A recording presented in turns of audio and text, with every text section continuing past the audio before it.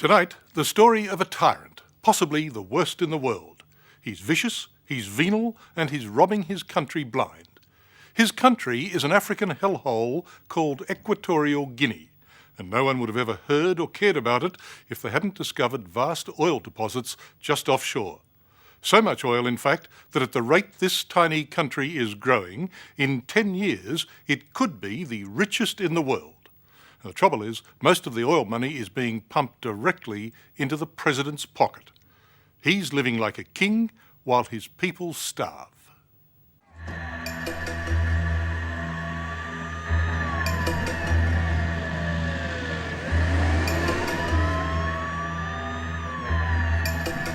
The two-bob, tin-pot tyrant who runs this tiny African backwater gets around with an entourage worthy of a superpower. And he is just about the most horrible despot in the world today. President Teodoro Obiang Nguema Mbisogo. His people are amongst the poorest on earth, and he's amongst the richest. This is one bad place. It's had one of the most appalling human rights records, probably in the world. Regular torture, regular extrajudicial killings. Until people found oil, nobody was really talking about Equatorial Guinea. The oil here is attractive because it's non-Arab, non-OPEC, non-Muslim, and the rigs are well out of reach of the pesky natives. The main island of this tiny nation is in what detractors call the armpit of Africa. A small Australian company, Rock Oil, is drilling here, but it's mostly American giants, particularly ExxonMobil.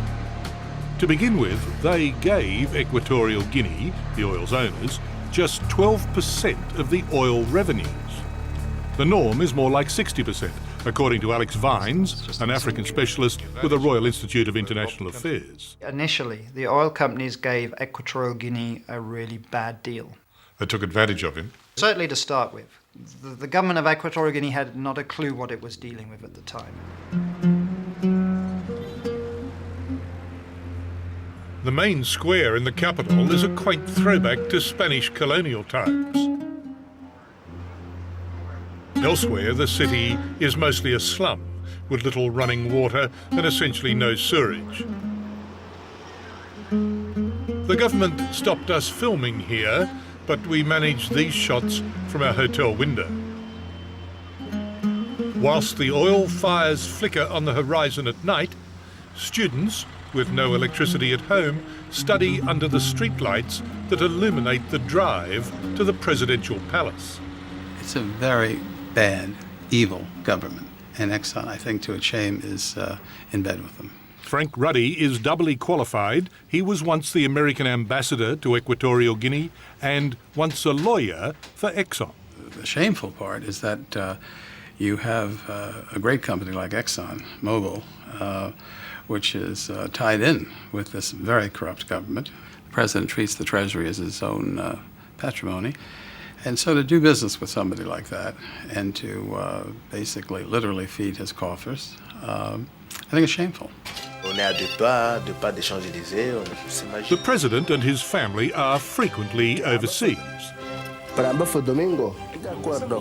First son, Teodoro Jr., is partial to Paris and its finest hotels. Incredibly, he once allowed French television to tag along on a shopping spree.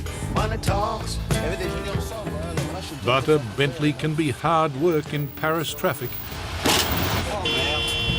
C'est Paris. Pour le soir, vous avez dit? Pour le soir, si vous avez des cocktails ou des gens reçus. A fashion house closed its doors to give Junior exclusive access to the merchandise.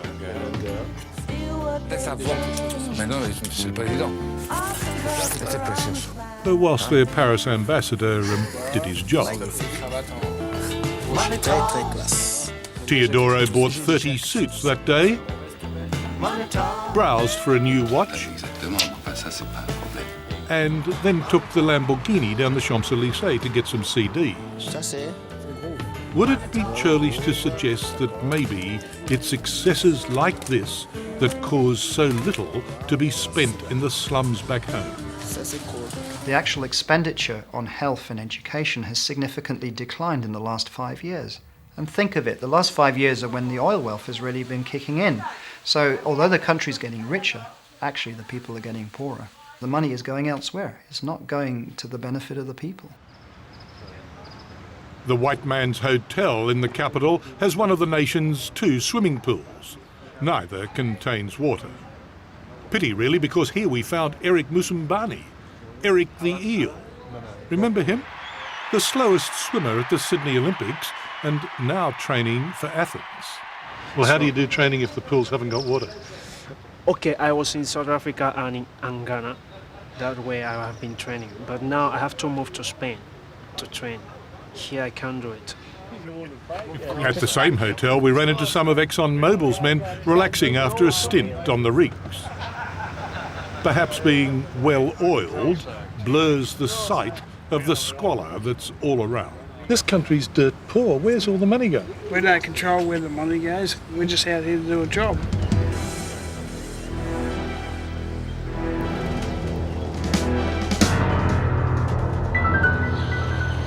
I was having dinner at a fish restaurant an hour or so after talking to those rig workers when, out of the blue, the Equatorial Guinean Information Minister shows up and says, "Get out of the country.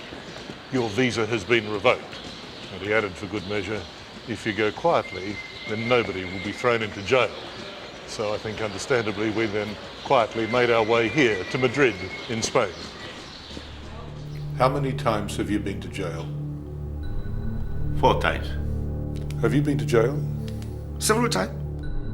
The rat-infested Black Beach jail back in the capital is where President Obiang locks up his opponents.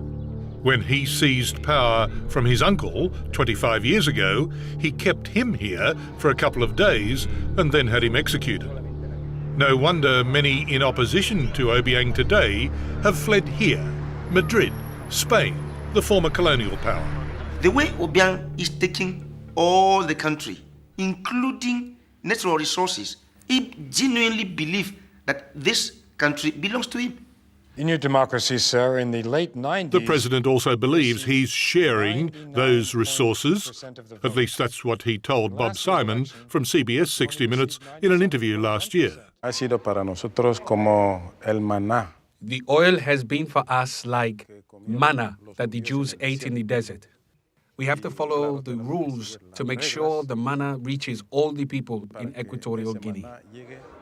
The oil companies make sure the manna reaches at least as far as him. In America, it's red carpet treatment for the president all the way. And I remember the president has a very fine collection of Scotch whiskey. Obiang was even a guest at this function when Big Oil paraded its biggest and most powerful friend. The President of the United States, George Bush. Do you have any qualms about doing business there? It's a matter of you have to. Mr. Stephen Hayes runs America's Corporate Council on Africa. The council lobbies for American oil. I mean, is there any depth to which you will not sink? I mean, would you do business with this man, Obiang, no matter how corrupt he is? I think that at some point, again, that's a good question. Is there any level at which any oil company in the world wouldn't do business with where there's that much oil? I don't know. Your position is that we shouldn't be taking oil from Equatorial Guinea. No, sir, no. It is that position because there's no other choice. Well, let me tell you my position, sir. My position is that there should be some morality in this, and there should be a level below which you won't sink. And you've sunk to unbelievable depths in dealing with such a corrupt and cruel dictator as Obiang. Well, I don't agree with it. What, the cruel bit or the corrupt bit? No, I don't. I don't agree that American companies are not following the Fair Trade Practices Act.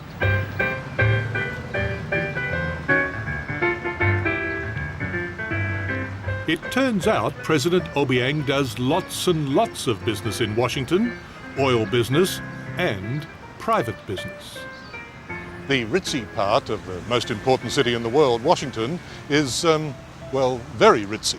And when it comes to a good address, there are a few better places than here, DuPont Circle. On this circle, there's one particularly interesting building, the DuPont Circle branch of Riggs Bank. Never heard of it?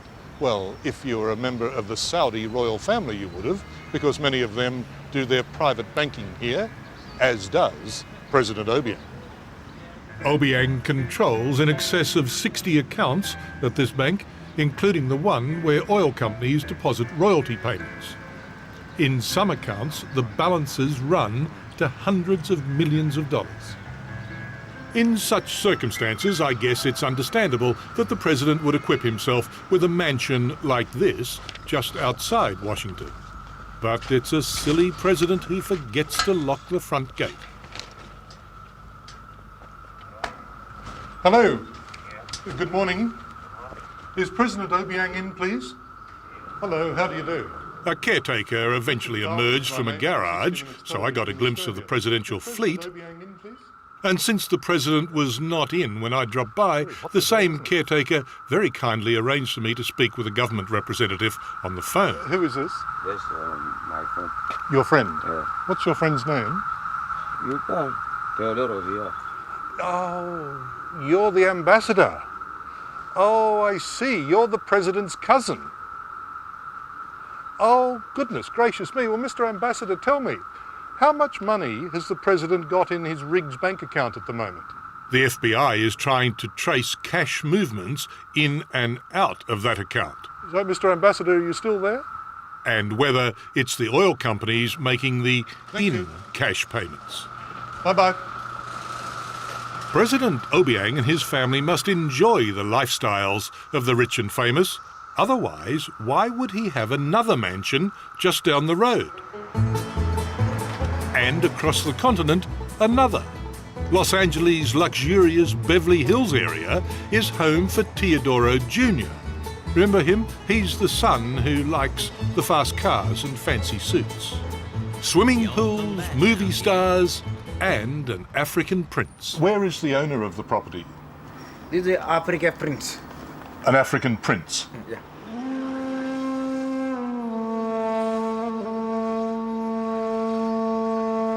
Back home in Equatorial Guinea's slums, last year the economy grew a massive 60%. It is the fastest growing economy on Earth. Near to none of the country's 500,000 people see a brass razoo from this. Why don't you do the right thing? Get out of Equatorial Guinea, turn your back on this corrupt dictator. Let's assume that every oil company, U.S. oil company, gets out. How fast do you think it would be before the French and other international oil companies are in there? A second. So what really changes in Equatorial Guinea? See, that's it. It is such a tiny place. It should be another Kuwait. If everyone did the right thing, yes, and the fact is that almost no one is doing exactly the right thing. By associating with this murderous criminal tyrant, we in the West are party to a disgrace and contributing to a disaster in the making.